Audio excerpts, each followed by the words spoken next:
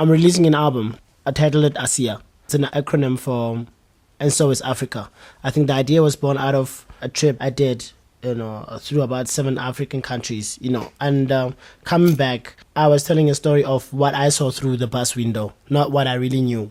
And a lot of what I saw was extreme poverty, was lack of opportunity. I remember driving through early in the morning in the parts of Malawi and seeing women, men all awake at about 6 o'clock, holding hoes, others with bananas, all agrarian. You're thinking that this is a society that does not know about RDPs. This is a society that does not know about pensions. These are people who live solely from the sweat of their brow.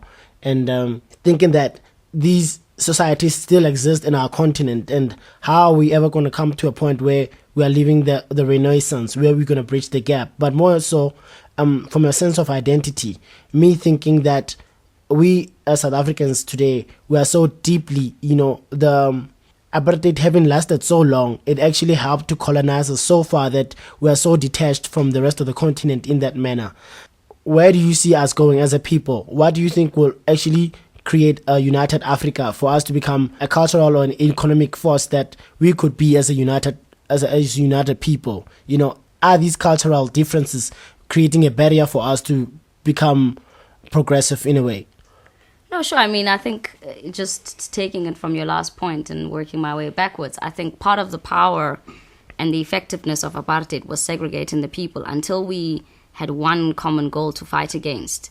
It just fueled the existence of the dispossession and the oppression and the systematic oppression and apartheid. And until we realize that we are all suffering equally as Africans or Black Africans, regardless of our ethnic groups. Similarly, the colors felt, similar, maybe to a lesser degree, and also the Indians. That's what caused us when we saw the common thing that bound us together, which was the suffering. Then we were able to put aside these cultural differences in order to fight this one cause. But having supposedly fought and won it, and I use supposedly quite strongly, we've now kind of just gone back to our normal, I identify myself as Motswana, Bazulu, they're doing it for themselves, and so it goes.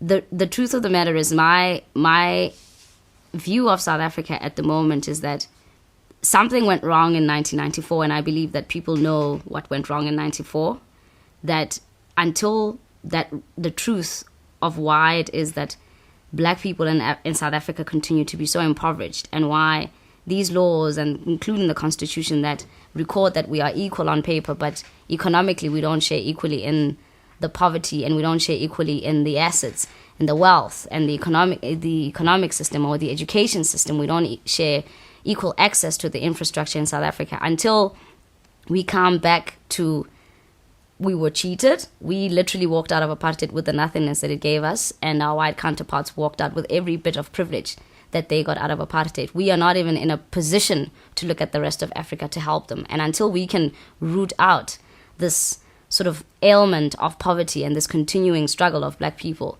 we're not in a position to lead Africa into a better economic era. We're not. What we now need are different leaders who execute. We need executors, people who talk less, people who plan, implement, and monitor progress, take remedial steps to take us forward. One thing I know for a fact is that in every profession, in every industry, Africa is the go-to place. There's a lot of development that's happening in Africa. Nigeria is one country that's developing. Mozambique is seen as a huge developmental area. South Africa has developed to a point, but there's still a lot of room to develop. So every sort of hungry economic power worldwide, from China to the US, to wherever, is seeking to use South Africa as a springboard to the rest of Africa. So what is true is there is still a lot of economic opportunity in Africa and in South Africa. Where I am kind of worried is that Africans are not going to bear the fruits of that economic development. We are going to carry on being puppets of our Western powerhouses, and that's until we believe that we have just as much capability as they do to make it happen for ourselves. The reality is white people own South Africa, yet we are the economy in South Africa. Without us, they would have none of this wealth. Until we see our worth, we can't even speak about rescuing the rest of Africa from Western hands or anything else.